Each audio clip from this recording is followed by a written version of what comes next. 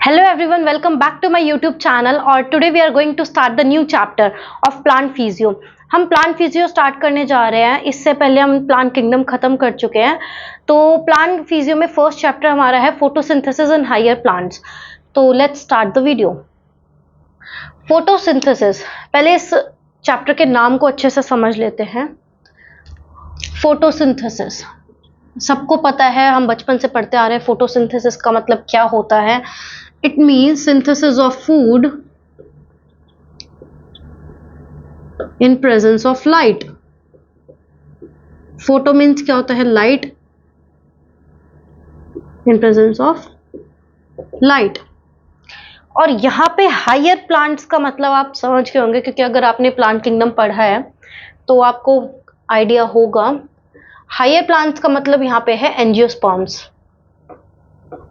Angiosperms, ठीक है? ठीक है जी। जो हमारे प्लांट्स होते हैं वो ऑटोट्रॉफिक होते हैं। हम सबको पता है प्लांट है ऑटोट्रॉफिक है। ऑटोट्रॉफिक मतलब कि सेल्फ न्यूट्रिशन, अपना खाना खुद बनाते हैं फोटोसिंथेसिस के थ्रू। फोटोसिंथेसिस क्या होता है वो भी हमने देख लिया। फोटोसिंथेसिस हमारा एक एनाबॉलिक प्रोसेस है, ठीक है? फोटोसिंथेसिस एनाबॉलिक प्रोसेस है क्योंकि यहाँ पे सिंथेसिस हो रहा है, तो ये एनाबॉलिक प्रोसेस है, ठीक है जी। यहाँ पे हमें लाइट चाहिए, है ना? तो इसलिए हम इसको बोलते हैं एंडरगोनिक प्रोसेस। ये एंडरगोनिक प्रोसेस भी है, ठीक है। अब फोटोसिंथेसिस हमारे लिए जरूरी क्यों है? क्या जरूरत है फोटोसिंथेसिस की, वो इंपॉर्टेंस देख लेते हैं। सबसे पहले तो सोर्स ऑफ फूड है ये हमारे लिए। सोर्स ऑफ फूड है। बिना फोटोसिंथेसिस के फूड कहाँ से आएगा, है ना?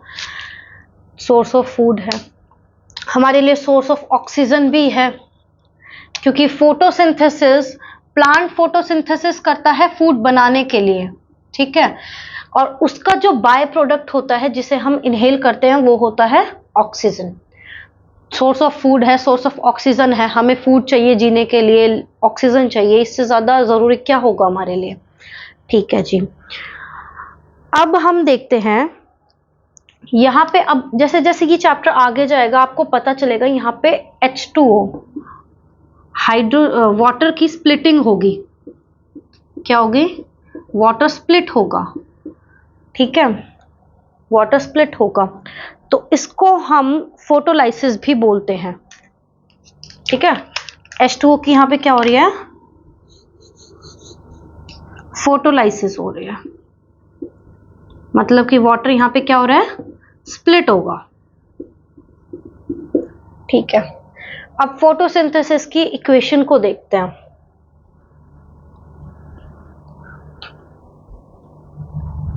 एक बार इसको समझ लेते हैं, फोटोलिसिस को।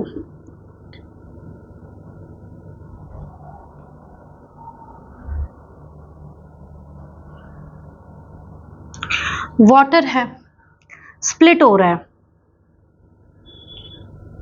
2H प्लस हाफ O2 में, ठीक है?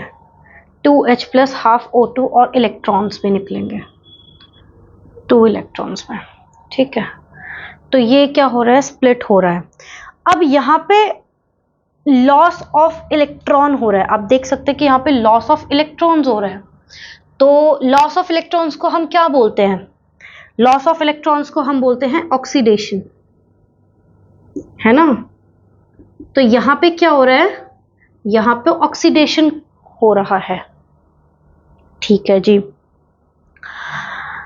अब कार्बन डाइऑक्साइड, अगर आपको इसकी इक्वेशन पता होगी तो आपको पता होगा कि कार्बन डाइऑक्साइड और H2O मिलके C6H12O6 बनाते हैं, है ना? C6H12O6, इधर लिख देते हैं इसको।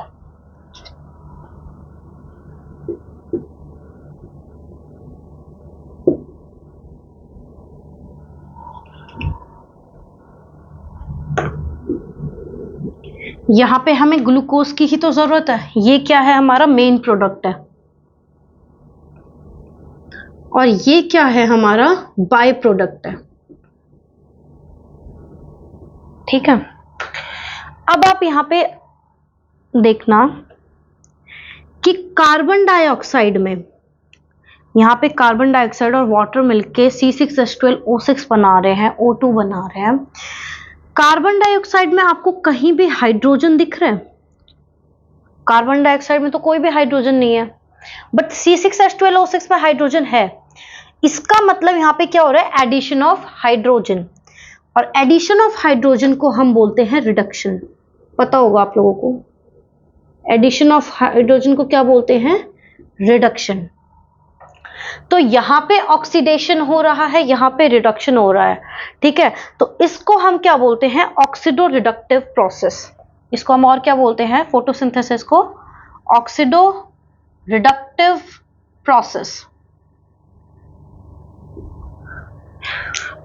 यहां तक चीजें बहुत सिंपल थी, ठीक है। ऑक्सीडेशन किसका हो रहा है आपको पता है? ऑक्सीडेशन यहां पे हो रहा है, ऑक्सीडेशन ऑफ वाटर। तो ऑक्सीडेशन किसका हो रहा है? ऑक्सीडेशन हो रहा है वाटर का, है ना। और रिडक्शन हो रहा है कार्बन डाइऑक्साइड का। यहां पे देखो, कार्बन डाइऑक्साइड का तो रिडक्शन हो रहा है, तो रिडक्शन हो रहा है कार्बन डाइऑक्साइड का। तो यहां तक चीजें बहुत सिंपल है। मैं एक बार फिर से रिपीट कर देती हूँ, वैसे जरूरत नहीं है बट कोई बात नहीं। देखो, फोटोसिंथेसिस इन हायर प्लांट्स, ये हमारे चैप्टर का नाम है। फोटोसिंथेसिस हम बचपन से पढ़ते आ रहे हैं कि फोटोसिंथेसिस का मतलब होता है synthesis of food in presence of light. हमें पता है प्लांट्स हैं वो हमारे लिए बहुत ज़्यादा ज़रूरी होते हैं, वो ऑटोट्रॉफिक होते हैं, वो फोटोसिंथेसिस करते हैं, उनसे हमें फूड मिलता है, उनसे हमें ऑक्सीजन मिलती है। तो ये क्या हो गए हमारे फोटोसिंथेसिस के एक तरह से लाइक इम्पॉर्टेंस है ना। ठीक है, ये हमारी एनाबॉलिक प्रोसेस है, ये एंडरगोनिक प्रोसेस है, क्योंकि हमें यहाँ पे लाइट की जरूरत है, तो एंडरगोनिक प्रोसेस है। ठीक है, H2O में फोटोलिसिस होती है, मतलब H2O स्प्लिट कर रहा है। देखो, H2O क्या कर रहा है? स्प्लिट कर रहा है 2H plus half oxygen plus 2 electrons में, है ना। तो यहाँ पे क्या हो रहा है? Loss of electron. Loss of electron को हम बोलते हैं ऑक्सीडेशन। ठीक है, इधर देखो, फिर कार्बन डाइऑक्साइड प्लस वाटर मिलके क्या बना रहे हैं? C6H12O6। यहां पे क्या हो रहा है? Addition of hydrogen. Addition of hydrogen को हम बोलते हैं रिडक्शन, इसको हम बोलते हैं ऑक्सीडो रिडक्टिव प्रोसेस। तो अब हमारे पास यहाँ पे तीन नाम हो गए, एक तो इसको एनाबॉलिक प्रोसेस भी बोलते हैं, एंडरगोनिक भी, एंड ऑक्सीडो रिडक्टिव प्रोसेस भी। तो ये सब चीजें हैं। एक और इसका नाम है फिजियोकेमिकल प्रोसेस। फिजियोकेमिकल प्रोसेस, अब वो क्यों है? देखो,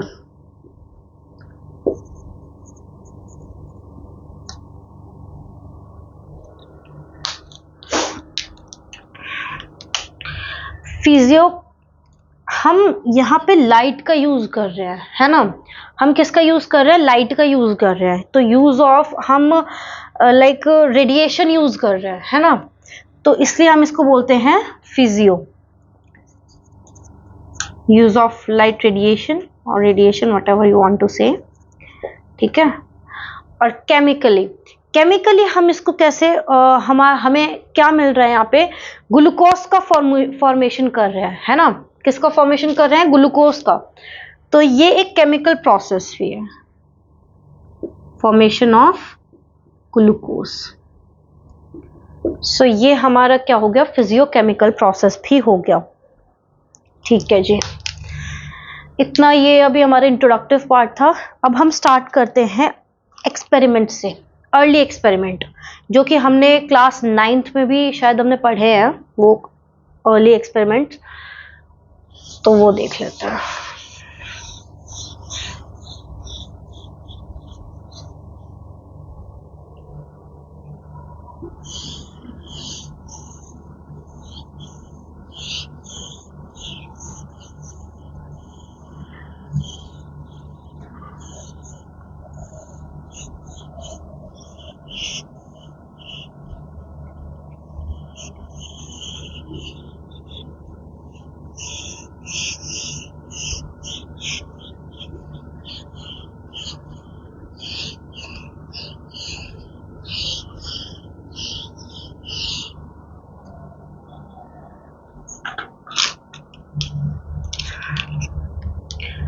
अब स्टार्ट करते हैं अर्ली एक्सपेरिमेंट से।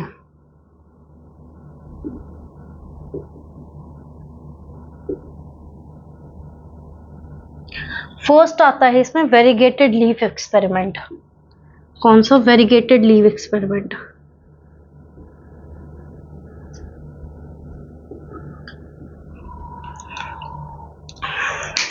सबसे पहले देख लेते हैं वेरीगेटेड लीव्स कौन सी होती हैं। Please check the spelling of this variegated. Okay, I think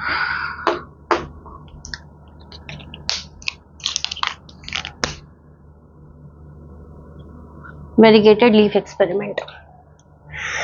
variegated leaves वो लीव्स होती हैं जो कलरफुल लीव्स नहीं देखते आप, मतलब जिसमें ग्रीन कलर भी होता है, रेडिश कलर भी होता है, तो जो जिसमें ग्रीन पिगमेंट से ज्यादा पिगमेंट प्रेजेंट हो, रेड पिगमेंट भी प्रेजेंट हो, ओके, और भी पिगमेंट प्रेजेंट हो सकते हैं, तो उनको हम बोलते हैं वेरीगेटेड लीव्स। तो कलरफुल लीव्स एक तरह से हम बोले तो, ठीक है, कलरफुल लीव्स। अब यहाँ पे एक एक्सपेरिमेंट है हमारा, देखो।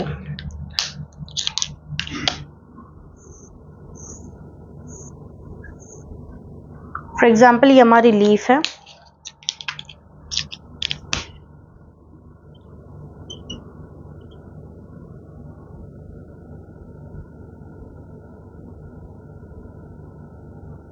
ये हमारा ग्रीन पिगमेंट है, ठीक है, सपोज ये हमारा ग्रीन पिगमेंट है, ये हमारा रेड पिगमेंट प्रेजेंट है, ठीक है।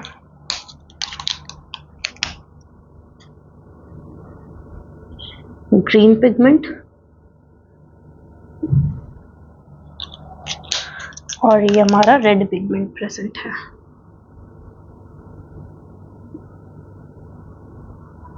ठीक है।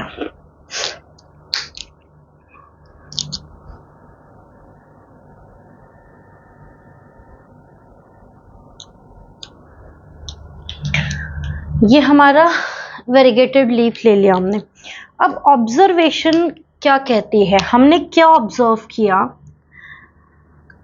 हमने ये ऑब्जर्व किया कि जो ग्रीन पिगमेंट और रेड पिगमेंट में से जो ग्रीन पिगमेंट है वो फोटोसिंथेसिस ज्यादा कर रहे हैं, ठीक है। फोटोसिंथेसिस ग्रीन पिगमेंट में ज्यादा हो रहा है, जहां पे ग्रीन पिगमेंट प्रेजेंट है वहां पे ज्यादा फोटोसिंथेसिस हो रहा है, ठीक है। फोटोसिंथेसिस क्या हो रहा है? ज्यादा हो रहा है। और जहां पे रेड पिगमेंट प्रेजेंट है वहां पे फोटोसिंथेसिस कम हो रहा है। ग्रीन पिगमेंट को हमें, आपको पता है कि हम बोलते हैं क्लोरोफिल।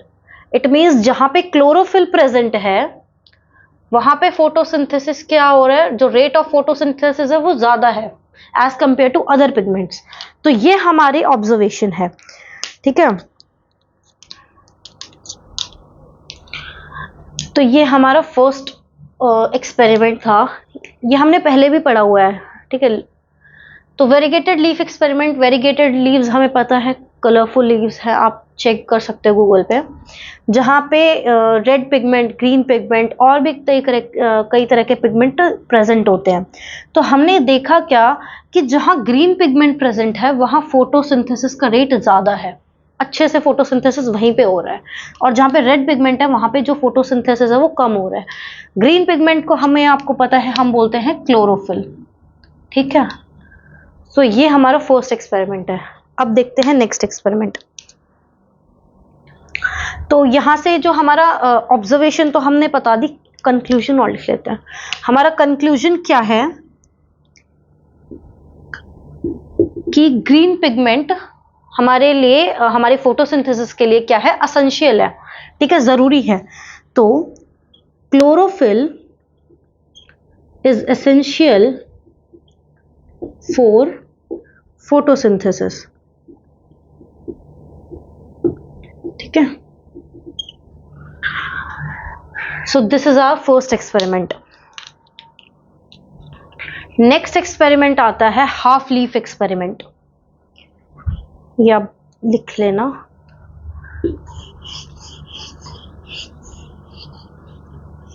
प्लीज साथ साथ नोट्स बनाइए so that it will more helpful for you.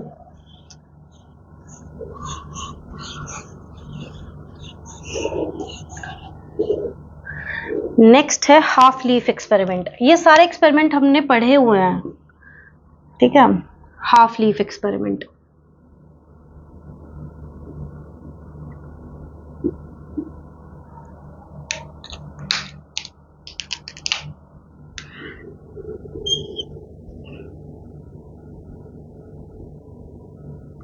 ये लीफ हमारी, ठीक है।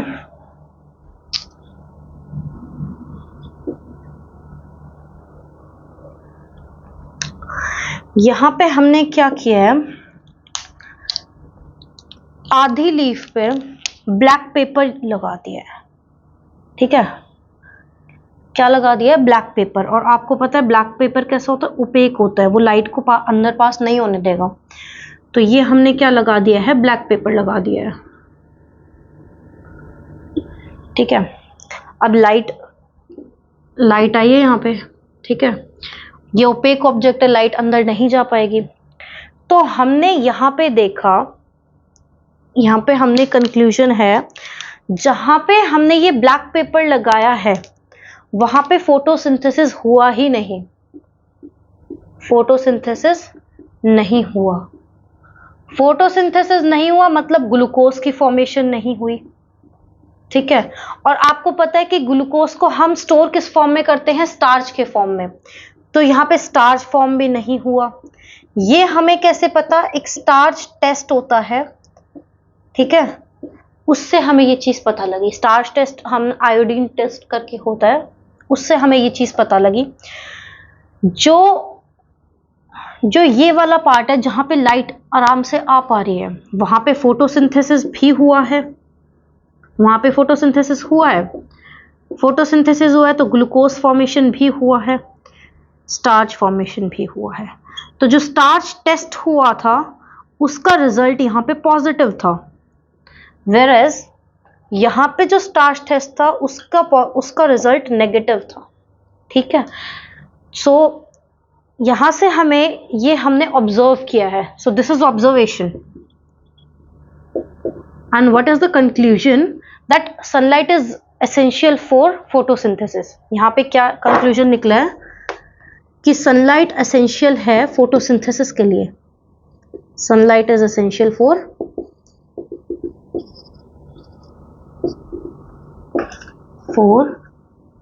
photosynthesis. So this is our conclusion. ये आई थिंक 9th में पढ़ा था हमने।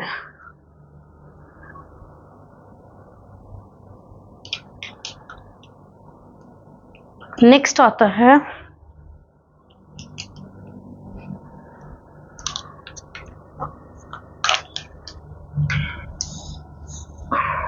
please pause the video and make the notes.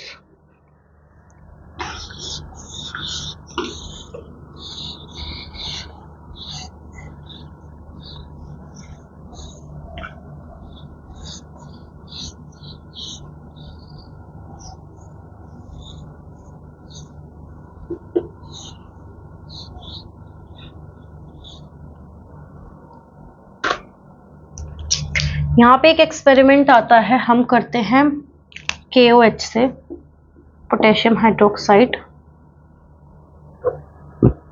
उससे ये हम एक्सपेरिमेंट करते हैं। यहाँ पे एक जार टाइप में ले लेते हैं,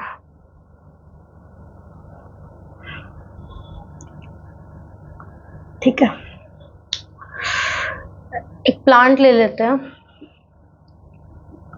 प्लांट की एक लीफ को हम बाहर रखते हैं और एक को अंदर, ठीक है।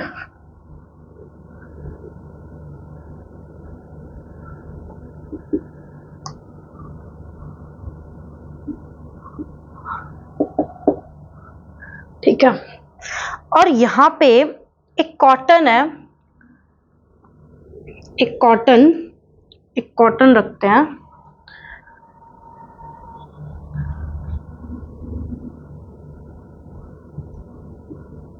जो कि KOH में डिप्ड थी, ठीक है। और हमें पता है कि KOH एक वेरी गुड एब्जॉर्बर है कार्बन डाइऑक्साइड का, ठीक है। KOH क्या है? Very good absorber of carbon dioxide, ठीक है। तो अब हुआ क्या,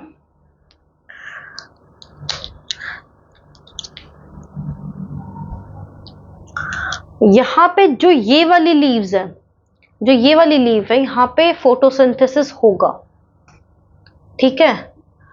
और जो इसका जो स्टार्च टेस्ट है वो पॉजिटिव आएगा, ठीक है। कैसा आएगा? पॉजिटिव आएगा। लेकिन जो ये वाली लीफ है ये नेगेटिव स्टार्च टेस्ट देगी। क्या देगी? Negative starch test.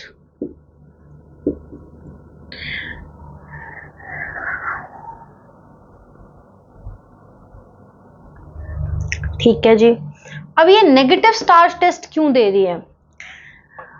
क्योंकि हमें यहाँ पे इसको कार्बन डाइऑक्साइड नहीं मिल रहा है, क्योंकि ये एक गुड एब्जॉर्बर है, ये कार्बन डाइऑक्साइड को एब्जॉर्ब कर लेता है।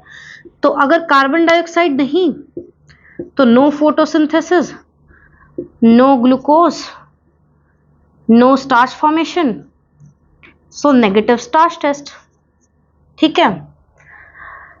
तो इससे हमें क्या कंक्लूजन मिलता है कि carbon dioxide is essential for photosynthesis.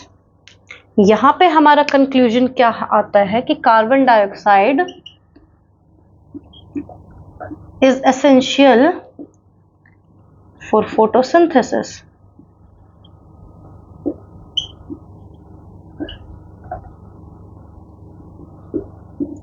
अब जो ये सारी चीजें जो अब तक मैंने आपको 3 एक्सपेरिमेंट कराए हैं वो तो क्लास 9th में हम ऑलरेडी पढ़ चुके हैं, ठीक है। तो बस ये एक तरह से रिकॉल ही था। तो अभी तक हमने क्या क्या कंक्लूजन देख लिया कि sunlight is important, sunlight is essential, ठीक है। कार्बन डाइऑक्साइड इज एसेंशियल, है ना। And chlorophyll is essential. हमने ये चीजें देख ली हैं कि सनलाइट, कार्बन डाइऑक्साइड, क्लोरोफिल सारे बहुत ज़्यादा ज़रूरी है हमारे फोटोसिंथेसिस के लिए, ठीक है जी। अब वो एक्सपेरिमेंट्स हम करेंगे जो कि क्लास 11th में हमें एक्चुअल में करने हैं, ठीक है। So let's start.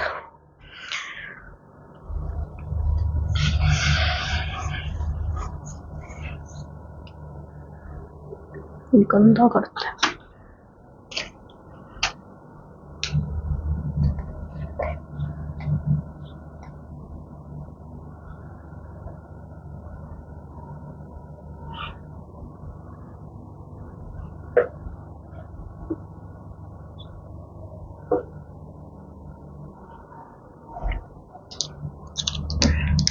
यहाँ पे ईयर भी मैं बताऊंगी आपको, वो ज़्यादा ज़रूरत नहीं है, बट आपको क्या याद रखना है, क्या क्या मटेरियल यूज़ हुआ है एक्सपेरिमेंट्स में, है ना, और कंक्लूजन क्या है। फर्स्ट आता है जोसेफ प्रेस्ले का।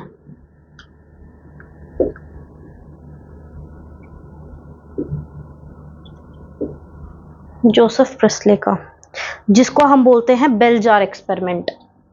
क्या बोलते हैं? Bell jar experiment.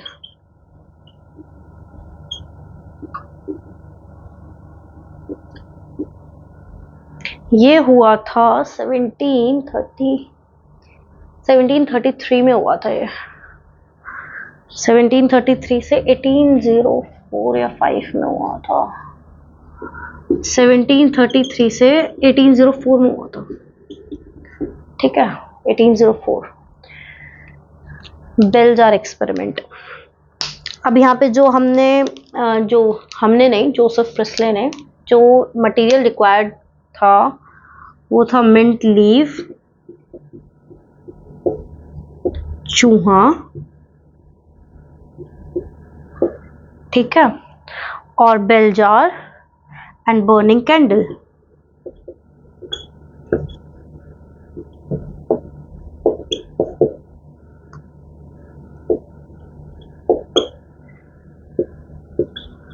Burning candle, इसमें बेचारे एक चूहे की मौत भी हुई थी इस एक्सपेरिमेंट को करने में। ठीक है,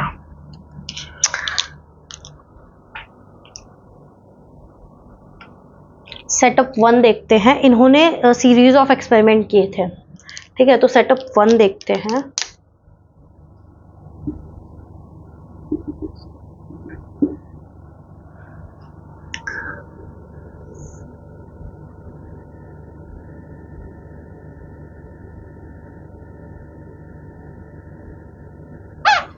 ये बेल जार है, इसमें एक बर्निंग कैंडल है और एक माउस है। ठीक है, अब थोड़ा सा माउस का देख लेना भाई, ये क्या बन गया, कोई बात नहीं, पैर भी बना देती हूँ।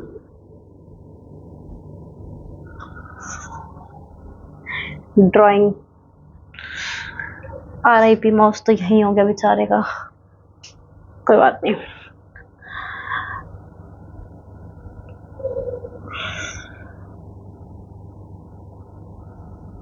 पहले मैं ड्रॉ कर लेती हूँ, देन आई विल एक्सप्लेन।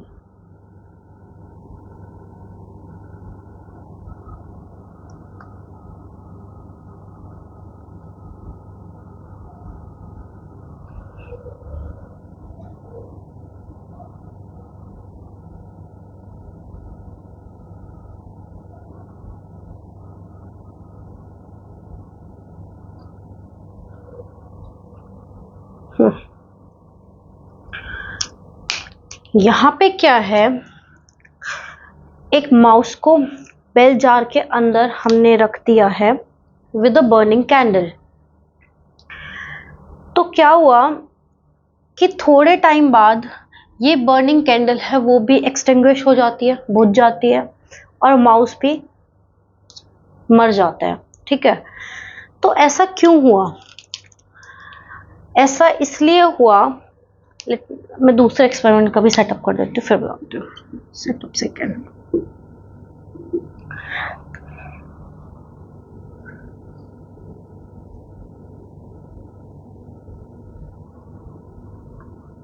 यहाँ पे एक बर्निंग कैंडल ली, ठीक है, एक माउस लिया,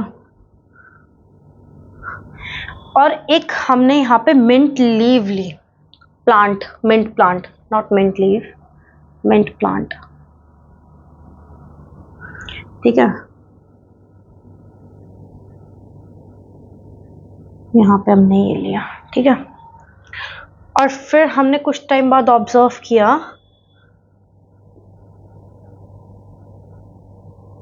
ये एज इट इज ऐसा ही है, अब भी कैंडल जली हुई है, माइस जिंदा है और मिंट लीव।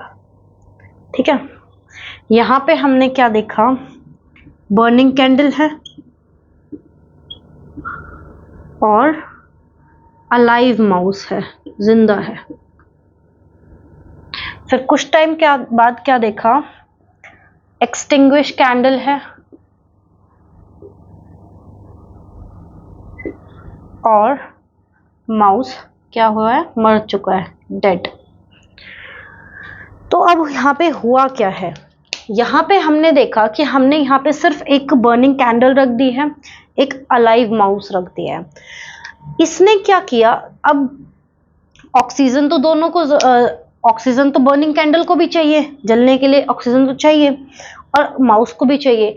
तो यहाँ पे जो ऑक्सीजन थी वो लिमिटेड थी, है ना, ऑक्सीजन क्या थी, लिमिटेड थी, जो कि एक टाइम के बाद खत्म हो गई, जिसकी वजह से बर्निंग कैंडल एक्सटिंग्विश हो गई और माउस टाइड हो गया।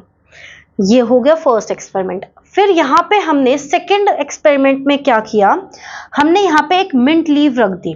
ठीक है, अब यहाँ पे क्या हुआ कि जो ऑक्सीजन जो यूज हो रही थी वो बन भी रही थी साथ साथ, क्योंकि यहाँ पे मिंट लीव है तो क्या होगा, फोटोसिंथेसिस होगा।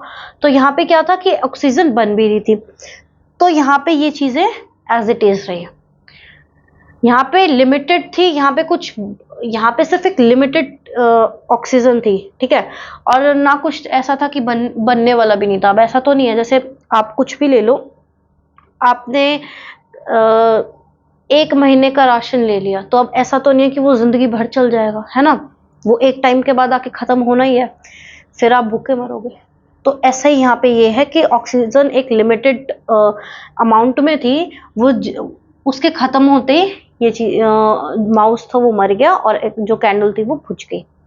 सेकेंड एक्सपेरिमेंट में यहाँ पे हमारे पास प्रोड्यूसर था, फोटोसिंथेसिस हो रही थी, तो ये सब चीजें एज इट इज रही, ठीक है। तो ये हमारा था बेल जार एक्सपेरिमेंट, जो कि किसने किया था, जोसेफ प्रेस्ले ने। तो हमने यहाँ पे जो कंक्लूजन था वो हमारा ये था कि ग्रीन प्लांट ने रिस्टोर की वो ऑक्सीजन, है ना। ग्रीन प्लांट ने क्या किया, रिस्टोर की वो ऑक्सीजन जो कि बर्निंग कैंडल और अलाइव माउस के थ्रू, ब्रीदिंग माउस के थ्रू यूज की जा रही थी। तो ग्रीन प्लांट रिस्टोर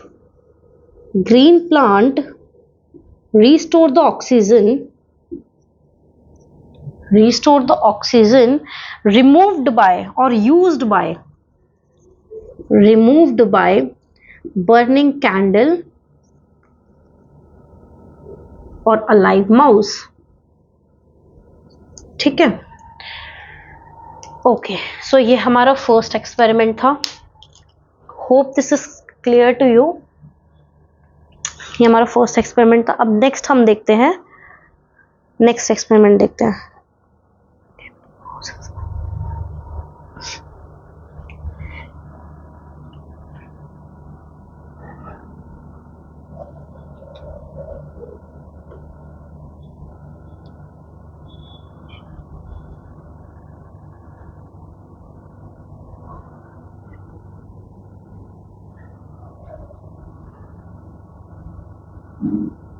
किससे साफ कर रही हूँ मैं, मम्मी पीटने वाली है मेरे को।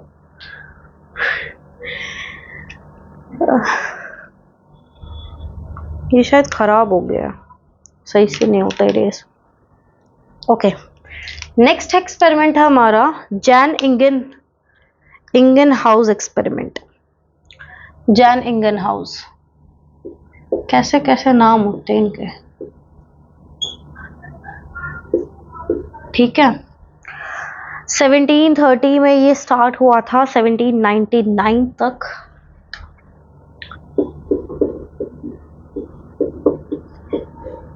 मतलब जब वो ऊपर वाला जो फर्स्ट वाला बेल जार एक्सपेरिमेंट था तब ये चल ही रहा था, ठीक है। इसमें क्या था, इसने वर्क किया था, जैन इंगन हाउस ने वर्क किया था एक एक्वेटिक प्लांट के साथ, वर्कड विद एक्वेटिक प्लांट। और वो एक्वेटिक प्लांट कौन सा था, हाइड्रिला। कौन सा था, हाइड्रिला।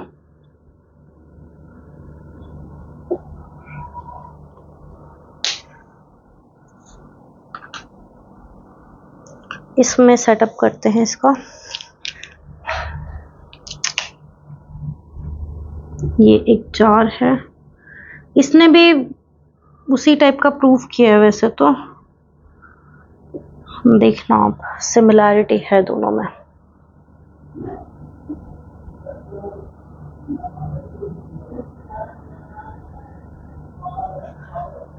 ये 2 जार लिए हैं, इसमें ये हाइड्रिला को रखा है, ठीक है। और ऊपर से एक इन्वर्टेड ट्यूब रखी है, ट्यूब लाइक स्ट्रक्चर है ना, इन्वर्टेड फनल कह लो, इन्वर्टेड फनल, राइट। तो इन्वर्टेड फनल है,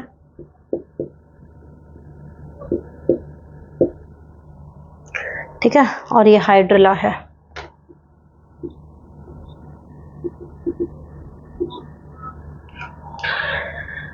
फर्स्ट बस कंडीशन क्या थी कि इसको लाइट में रखा है और इसको डार्क में। आ गया होगा अब समझ आपको इतने में ही। ये इन्वर्टेड फनल रखी है, इसके अंदर हाइड्रोला है।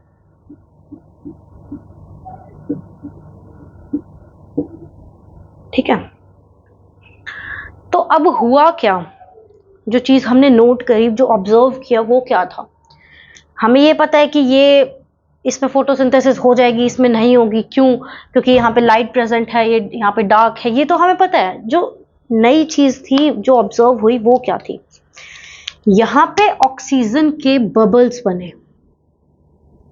ठीक है, यहाँ पे क्या बने, बबल्स बने ऑक्सीजन के, जिससे इंडिकेट हुआ कि यहाँ पे फोटोसिंथेसिस हो रहा है। वो तो कॉमन सेंस से वैसे भी पता लग रहा है। ठीक है, और यहाँ पे वो बबल्स, नो बबल फॉर्मेशन। ठीक है, इसमें मेरे को ज्यादा कुछ बताने की जरूरत नहीं पड़ेगी, क्योंकि यहाँ पे हमें साफ साफ दिख रहा है कि यहाँ पे किसकी इंपॉर्टेंस बताई जा रही है, लाइट की इंपॉर्टेंस बता रहे हैं। वही है, सिमिलैरिटी तो है। तो कंक्लूजन क्या निकलता है कि लाइट और sunlight is essential for photosynthesis. Photosynthesis, ठीक है, ओके। नेक्स्ट जो एक्सपेरिमेंट है वो इंपॉर्टेंट है, नहीं नेक्स्ट वाला नहीं, नेक्स्ट वाला शायद सेक्स वाला इम्पोर्टेंस, हाँ मतलब इम्पॉर्टेंट तो ऑब्वियसली है, बट जो माइलस्टोन वाला था वो नेक्स्ट से नेक्स्ट है।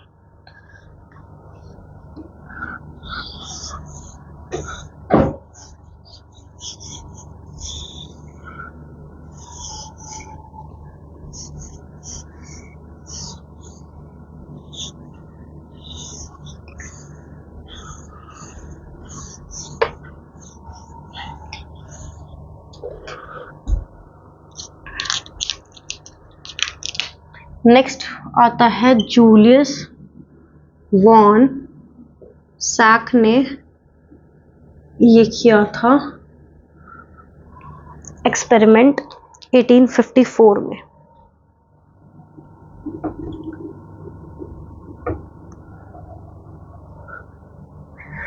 जो इन्होंने चीजें बताई थी वो भी हमें कहीं ना कहीं पता थी ऑलरेडी।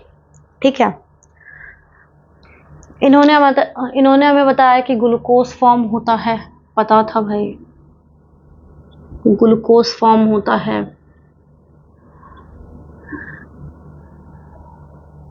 ग्लूकोज एक सिंपल शुगर है ना, तो हम उसको स्टोर ग्लूकोज की फॉर्म में नहीं कर सकते, तो स्टोरेज वाली फॉर्म क्या थी, स्टार्च। और जब हम ट्रांसपोर्ट करते थे तो हम इसको किसकी फॉर्म में करते थे, सुक्रोज की फॉर्म में। ठीक है, ऐसा तो क्योंकि लीव्स है, अब लीव्स से हम रूट को भी जाना चाहिए, है ना, रूट्स तक को, और भी जो भी पार्ट है उस पे पहुंचाना है खाना, तो ट्रांसपोर्ट किसकी फॉर्म में होता था, सुक्रोज की फॉर्म में। ठीक है, इन्होंने हमें ये चीजें बताई। पिगमेंट प्रेजेंट होता था स्पेसिफिक बॉडी में। जो इनका जो मेन जो इन्होंने बताया वो ये था कि पिगमेंट है, जो पिगमेंट कौन सा, क्लोरोफिल। जो क्लोरोफिल है वो एक पर्टिकुलर बॉडी में प्रेजेंट होता है, विच इज कॉल्ड क्लोरोप्लास्ट।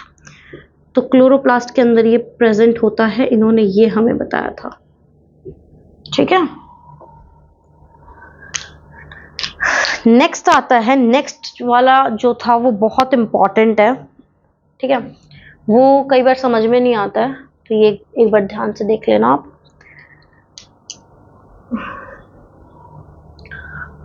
कर दो ना, कर देते हो। ये किया था TW एंगलमैन ने। नेक्स्ट एक्सपेरिमेंट TW एंगलमैन का है।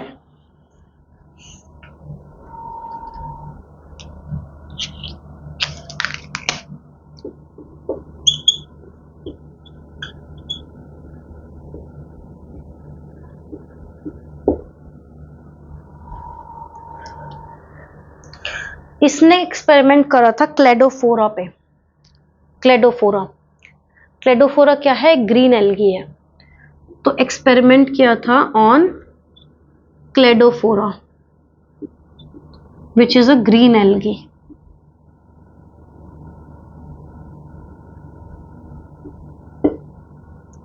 ठीक है, तो यहां पे इसने क्या क्या यूज किया था? ग्रीन एल्गी यूज की थी। मटेरियल क्या क्या यूज हुआ था? ग्रीन एल्गी, एक प्रिज्म यूज हुआ था, और सस्पेंशन ऑफ एरोबिक बैक्टीरिया। ठीक है, suspension of aerobic bacteria. Suspension मतलब फैले हुए थे एरोबिक बैक्टीरियाज। ठीक है, अब एरोबिक बैक्टीरिया, इनकी मनपसंद चीज है ऑक्सीजन। ऑक्सीजन से बहुत ज्यादा प्रेम है इनको, प्यार है ऑक्सीजन से। तो जहां ज्यादा ऑक्सीजन वहां ये, तो ऑक्सीजन लवर।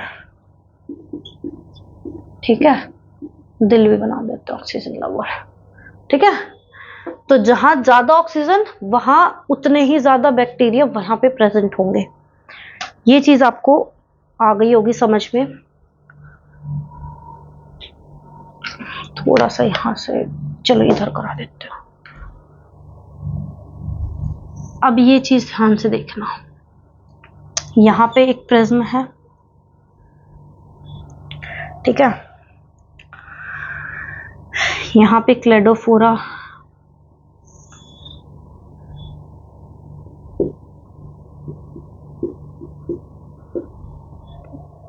ठीक है,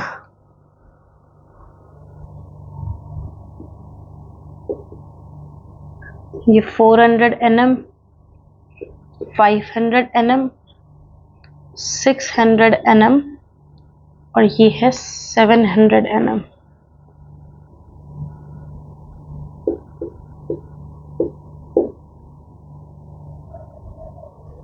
ठीक है,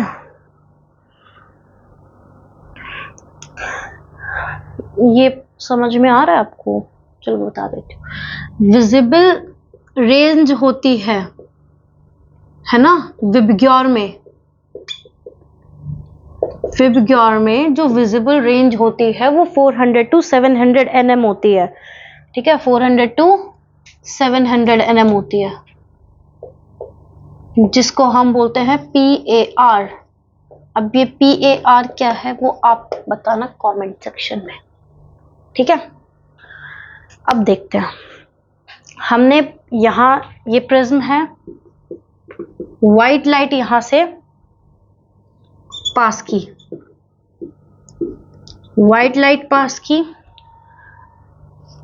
अब आपको प्रिज्म का काम तो पता ही होगा ना, स्प्लिट हो जाएगी 7 कलर्स में। ऐसे क्या हो जाएगी? स्प्लिट हो जाएगी इनटू 7 कलर्स। ये देखो स्प्लिट हो गई। क्लेडोफोरा ने फोटोसिंथेसिस किया। ठीक है, ठीक है जी, फोटोसिंथेसिस हो गया।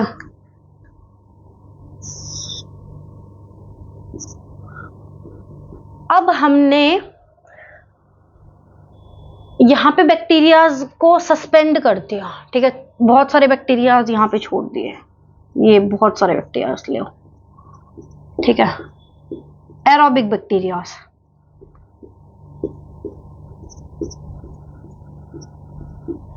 ये क्या कर दिया हमने? यहां पे छोड़ दिए एरोबिक बैक्टीरियाज। ठीक है जी, अब जब फोटोसिंथेसिस हुआ, ऑक्सीजन रिलीज हुई, तो यहां पे ऑक्सीजन भी प्रेजेंट थी। ठीक है, ऑक्सीजन भी प्रेजेंट थी। ठीक है, ऑक्सीजन भी प्रेजेंट थी। तो जो हमने यहां पे ऑब्जर्व किया वो था कि जो 400 to 500 और 600 और 700 की जो ये वाली रेंज थी, 400 to 500 और 600 to 700 nm, यहां पे हमें सबसे ज्यादा बैक्टीरिया मिले, है ना। बहुत ज्यादा बैक्टीरिया की अमाउंट यहां पे थी। एरोबिक बैक्टीरियाज की। अब यहाँ पे अमाउंट थी, ये मैं दूसरा डायग्राम बना देती हूँ यहीं पे, एक बार इसको ध्यान से देखना है ना।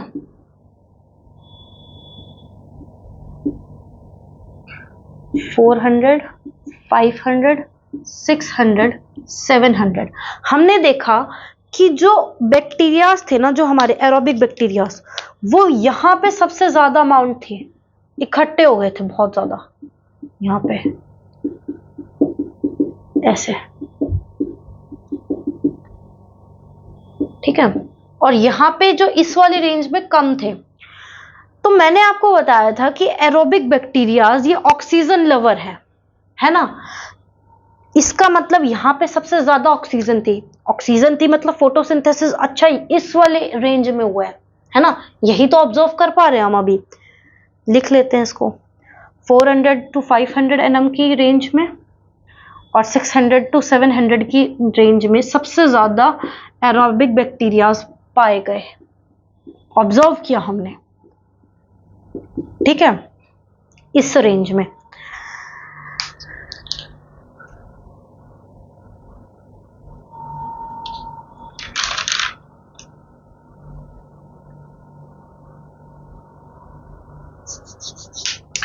ठीक है जी। और जो ये वाला एरिया था, यहाँ पे ब्लू लाइट होती है और यहाँ पे रेड लाइट होती है, ठीक है। ये ब्लू लाइट होती है और रेड लाइट होती है। जो हमने ऑब्जर्व किया कि भाई 400 से 500 के बीच में और 600 से 700 के बीच में हमारी जो एरोबिक बैक्टीरियाज की क्वांटिटी थी वो बहुत ज्यादा थी, इकट्ठे हो गए थे वहां पे। क्यों? क्योंकि वहां पे ऑक्सीजन ज्यादा थी। तो हमारी ये ऑब्जर्वेशन थी, ठीक है जी, ये हम लिख चुके हैं वहां पे, ठीक है। इससे कंक्लूजन क्या आता है? इसका कंक्लूजन क्या आता है कि first action spectra, action spectra क्या होता है? एक्शन स्पेक्ट्रा मतलब कि वो स्पेक्ट्रम जिससे हमें रेट ऑफ फोटोसिंथेसिस पता चल रहा है, ठीक है। एक्शन स्पेक्ट्रा से हमें रेट ऑफ फोटोसिंथेसिस पता चल रहा है और एब्जॉर्प्शन स्पेक्ट्रा से हमें ये पता चल रहा है कि कितनी लाइट एब्जॉर्ब हुई, ठीक है। तो हमें यहां पे पता चला कि फर्स्ट एक्शन स्पेक्ट्रा, यहीं पे लिख देते हैं, फर्स्ट एक्शन स्पेक्ट्रा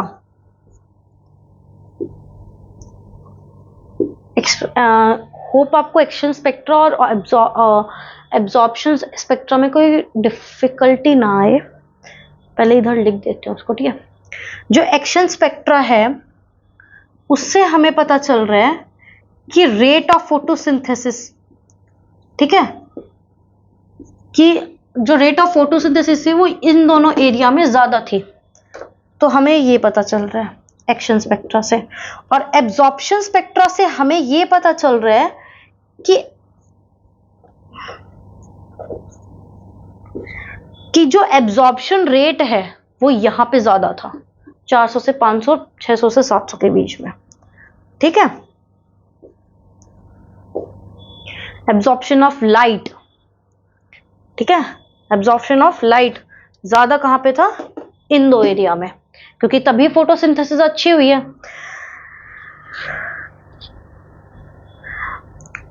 तो फर्स्ट एक्शन स्पेक्ट्रा, ये हमारा कंक्लूजन है कि first action spectra closely resembles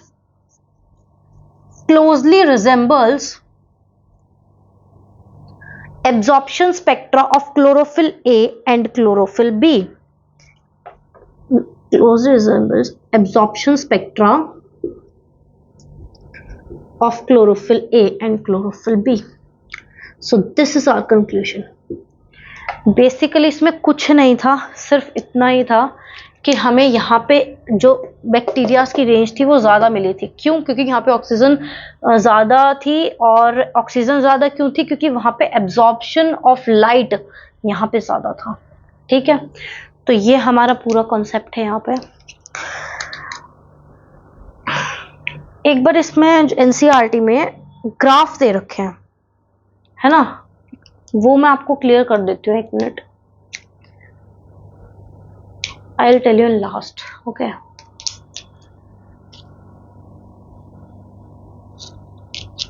graph में आपको बता देती हूँ, आप एक बार देख लेना।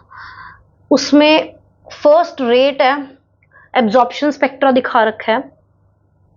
उसकी जो पीक होगी ना वो ऐसे होगी, कुछ इस टाइप की, मतलब इस वाले रेंज में और इस वाले रेंज में हमें एब्जॉर्प्शन स्पेक्ट्रा 500 से 600, 400 से 500 और 500 से 600 के बीच में यही दिखा रहा है। वो चीज यही है यहाँ पे कि वो पीक जो है वो यहाँ पे हाई होगी। ठीक है, फर्स्ट ग्राफ ये होगा एब्जॉर्प्शन स्पेक्ट्रा का, और सेकंड ग्राफ हमें एक्शन स्पेक्ट्रा का दिखा रखा होगा। ठीक है, उसमें भी यही होगा। आई थिंक 3 दिखा रखे हैं उसमें, 3 सिंबल्स हैं कुछ ऐसे करके, ऐसे कुछ इस टाइप के 3 है, बट उसका जो मतलब है वो यही है कि 400 से 500 और 600 से 700 यहाँ पे जो एक्शन था, मतलब रेट ऑफ फोटोसिंथेसिस थी, वो यहाँ पे ज्यादा थी। यही मतलब है उसका, और कुछ नहीं है। फिर लास्ट वाले ग्राफ में इन दोनों को एक दूसरे के ऊपर ऐसे लगा के देखा है। ठीक है, तो वो लास्ट वाले ग्राफ में वही होगा। तो एक बार आप चेक कर लेना, यहाँ पे वेवलेंथ बताई गई है एक्स एक्सिस में, और यहाँ पे रेट है कुछ, तो एक बार वो आप देख लेना। ओके, बाकी जो कंसेप्ट है वो यही है। एक बार इसको रिपीट कर देती हूँ। TW एंगलमैन, इसने बहुत इंपॉर्टेंट कंसेप्ट दिया था। ठीक है, एक्सपेरिमेंट किया था क्लेडोफोरा पे, ग्रीन एल्गी पे। ठीक है, प्रिज्म लिया था, suspension of aerobic bacteria, suspension मतलब फैला दिए थे पूरे में एरोबिक बैक्टीरिया। ठीक है, तो उसने क्या किया, एक प्रिज्म लिया, व्हाइट लाइट उससे पास की, व्हाइट लाइट पास हुई प्रिज्म से तो वो स्प्लिट हो गई 7 कलर्स में। ठीक है, क्लेडोफोरा ने फोटोसिंथेसिस किया। जब हमने नोट किया कि यहाँ पे 400 to 500 और 600 to 700 nm के अंदर सबसे ज्यादा एरोबिक बैक्टीरिया पाए गए हैं, मतलब वहां पे ऑक्सीजन पाई गई है, तो हमें ये पता लगा कि यहाँ पे फोटोसिंथेसिस क्या थी, ज्यादा थी, रेट क्या था, ज्यादा था। अच्छा फोटोसिंथेसिस मतलब इन दोनों में हुआ था। और जो इस 400 to 500 है उसको ब्लू लाइट यहाँ पे है, और 600 to 700 में रेड लाइट। ठीक है, तो यही चीजें थी। एक्शन स्पेक्ट्रा रेट बताता है, एब्जॉर्प्शन स्पेक्ट्रा एब्जॉर्ब कितना हुआ है वो बताता है। तो ये सब चीजें थी, एक बार आप देख लो। बाकी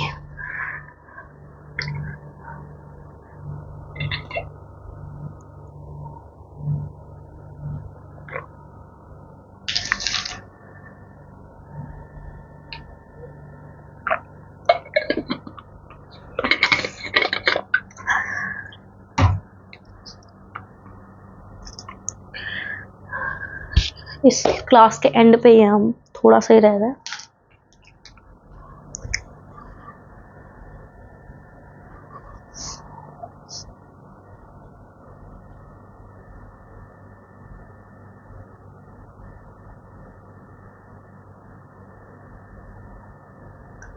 चलो नेक्स्ट आता है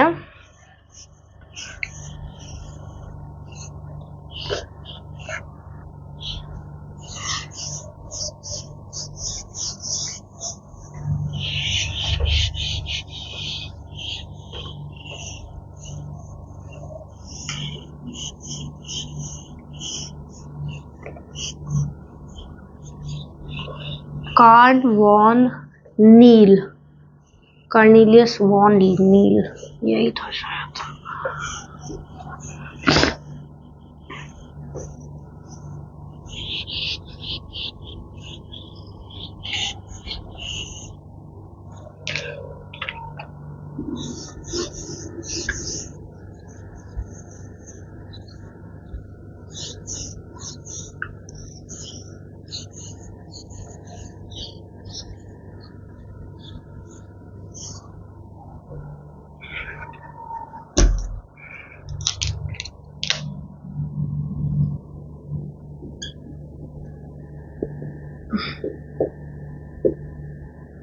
इन्होंने बहुत अच्छा काम किया था, और इनके काम को हम बोलते हैं कि गेव अ माइलस्टोन कंट्रीब्यूशन। ठीक है, विद रिस्पेक्ट टू फोटोसिंथेसिस। ठीक है, तो ये इंपॉर्टेंट है। गेव माइलस्टोन कंट्रीब्यूशन, एनसीईआरटी में है ये।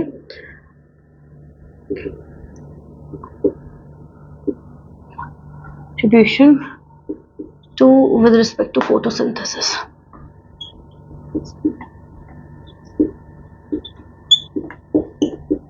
ठीक है, ये एक माइक्रोबायोलॉजिस्ट थे। ठीक है, और इन्होंने काम किया था पर्पल और ग्रीन सल्फर बैक्टीरिया के साथ। Worked with purple and green sulphur bacteria. अब एक बार इसका वो बता देती हूँ कि इसके साथ क्यों काम किया था। देखो, फोटोसिंथेसिस है, अगर आपने बायोलॉजिकल क्लासिफिकेशन चैप्टर किया होगा तो आपको थोड़ा सा आइडिया होगा कि फोटोसिंथेसिस है, फोटोसिंथेसिस होता है, सॉरी ऑटोट्रॉफिक और हेट्रोट्रॉफिक। यहाँ पे हमें हेट्रोट्रॉफिक की बात नहीं करनी है, ऑटोट्रॉफिक की करनी है। ऑटोट्रॉफिक में भी दो सब डिविजन्स हैं। फोटो ऑटोट्रॉफिक, जो कि फोटो मतलब लाइट से लाइट को, फोटो ऑटोट्रॉफिक जो लाइट के लाइट की हेल्प से फोटोसिंथेसिस करते हैं, और कीमो ऑटोट्रॉफिक जो केमिकल के थ्रू। ठीक है, तो यहाँ पे दो आ जाते हैं। तो फोटो ऑटोट्रॉफिक सल्फर और ग्रीन बैक्टीरिया भी हो सकते हैं और प्लांट्स भी हो सकते हैं। तो यहाँ पे purple and green sulphur bacteria भी इसका एग्जाम्पल है। ठीक है, तो बेसिकली जो मैं समझाना चाह रही हूँ आपको वो ये है कि ऑटोट्रॉफिक है, उनका जो सोर्स है, ठीक है, उनका जो सोर्स है वो होता है इनऑर्गेनिक। उनका सोर्स क्या होता है? इनऑर्गेनिक यूज करके अपना खाना बनाते हैं। और हेट्रोट्रॉफिक क्या है, वो क्या करते हैं, वो ऑर्गेनिक यूज करते हैं। ठीक है, तो बस यही एक डिफरेंस आपको बताना चाह रही हूँ। ऑर्गेनिक जैसे ग्लूकोज हो गया, है ना, तो यही, बाकी इसका कुछ ज्यादा वो नहीं था। आगे देखते हैं, इक्वेशन पे चलते हैं।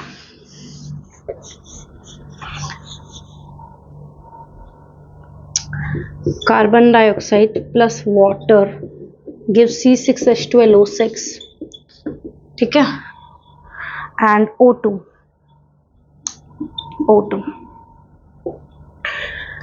ठीक है जी, ये हो गया सनलाइट और क्लोरोफिल के प्रेजेंस में। ये इक्वेशन बहुत सिंपल है। ठीक है, अब हमें जो ये क्या है, ये मेन प्रोडक्ट है और ये क्या है, बाय प्रोडक्ट। इसमें कुछ भी ऐसा नहीं है समझाने के लिए, लेकिन ये एक इक्वेशन है। ठीक है, बट जो सवाल पैदा हुआ उस टाइम पे वो ये था कि ये जो ऑक्सीजन है ये आ कहां से रही है, क्या ये कार्बन डाइऑक्साइड से आ रही है या फिर वाटर से। ठीक है, तो उस टाइम का जो क्वेश्चन था वो ये था कि जो ये ऑक्सीजन है, जो ये बाय प्रोडक्ट है, वो आ कहां से रही है, कार्बन डाइऑक्साइड से आ रही है या फिर वाटर से। उसको प्रूव करने के लिए यहां पे इन्होंने पर्पल और ग्रीन सल्फर बैक्टीरिया को लिया। ठीक है, ठीक है जी, यहां पे क्या किया इन्होंने,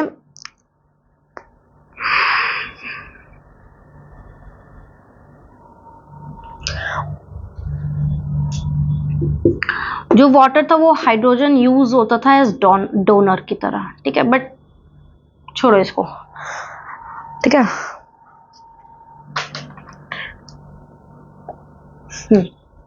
इन्होंने क्या किया, क्योंकि ये पता लगा कि भाई सल्फर बैक्टीरिया, जो ये बैक्टीरिया है, ये भी फोटोसिंथेसिस कर सकते हैं, तो इन्होंने कार्बन डाइऑक्साइड और H2S को लिया। ठीक है, क्या लिया, H2S को लिया, और तब ये इक्वेशन चलाई। तो हमें यहाँ पे क्या मिला, C6H12O6 के साथ हमें यहाँ पे सल्फर मिला। समझ रहे हो? देखो, यहाँ पे हमने वाटर के ऑक्सीजन को हटा दिया, मतलब वाटर के ऑक्सीजन को रिप्लेस कर दिया सल्फर के साथ। तो यहाँ पे हमें ये हमारा जो बाय प्रोडक्ट था वो भी क्या हो गया, चेंज हो गया। तो इससे हमें क्लियरली पता लग रहा है कि जो वाटर है यहाँ से ये ऑक्सीजन आ रहा है ना, ये क्लियरली पता लग गया क्योंकि H2S है। यहाँ पे अगर हम ऐसा होता कि H2S है और यहाँ पे ऑक्सीजन आता, तब फिर वो बाद की बात होती, फिर शायद वो कार्बन डाइऑक्साइड से आता था। बट हमने जैसे ही ये चेंज किया, हमारा बाय प्रोडक्ट भी चेंज हो गया। इट मीन्स कि जो हमारा बाय प्रोडक्ट ऑक्सीजन था वो कहाँ से आ रहा था, वाटर से। ठीक है, तो ऑक्सीजन का सोर्स क्या था, वो था वाटर। तो ये हमारा क्या हो गया, ये हमारा कंक्लूजन हो गया। ठीक है जी, ओके। तो यहां से इन्होंने हमें न्यू इक्वेशन भी दी। हाँ, न्यू इक्वेशन भी दी। देखो, उन्होंने दिया CO2 plus H2O gives C6H12O6 plus H plus O2 plus H2O। This is our new equation. और जो ये H2O था वो सिंथेटिक वाटर था, सिंथेटिक H2O था। क्या था, सिंथेटिक वाटर। मतलब ऐसा नहीं था कि ये वाटर उठ के यहीं पे आ गया, नहीं, ये क्या था, सिंथेटिक वाटर था। इसका मतलब जो हमारा जो H2 है वो वाटर से आ रहा है, इसका जो H2 है वो वाटर से आ रहा है, और इसका जो ऑक्सीजन है वो कहाँ से आ रहा है, कार्बन डाइऑक्साइड से। ठीक है, समझ रहे हो। इसका जो H2 है वो कहाँ से आ रहा है, वाटर से, और कार्बन डाइऑक्साइड जो ऑक्सीजन है वो कहाँ से आ रहा है, कार्बन डाइऑक्साइड से। तो ये क्या था, सिंथेटिक वाटर था। तो ये हमारी न्यू इक्वेशन थी जो कि इन्होंने दी थी, सनलाइट और क्लोरोफिल। ठीक है, this is our new equation. So बस यही था आज तक का हमारा साथ, मतलब आज का। सो यहाँ पे ये माइलस्टोन कंट्रीब्यूशन है, आपको ये चीज याद रखनी है, न्यू इक्वेशन याद रखना है, ये याद रखना है कि सिंथेटिक वाटर है ये, ऐसा नहीं है कि वही वाटर उठ के यहाँ पे आ गया, नहीं। H2 इसका कहाँ से है, वाटर से, और ऑक्सीजन कहाँ से आया, कार्बन डाइऑक्साइड से। So bye bye, tata. So thank you for watching the lecture and please like the video and subscribe to my channel। और ये हम जो प्लांट फिजियो है ये पहले हम पूरे कवर अप करेंगे, उसके बाद दूसरे यूनिट्स पे जाएंगे। हमारा एनिमल किंगडम भी बचा हुआ है ना, तो एनिमल किंगडम करेंगे फिर एनिमल फिजियो करेंगे। तो ऐसे एनिमल फिजियो, ह्यूमन फिजियो। तो इसको जो प्लान है वो मैं बता दूंगी आपको। पहले फोटोसिंथेसिस आई थिंक 3 और 4 लेक्चर्स में ये कवर हो जाएगा। ठीक है, ज़्यादा भी लग सकता है क्योंकि बड़ा चैप्टर और थोड़ा सा कॉम्प्लेक्स लगता है, but we will cover it soon. ठीक है, so thank you, bye bye and take care, all the best.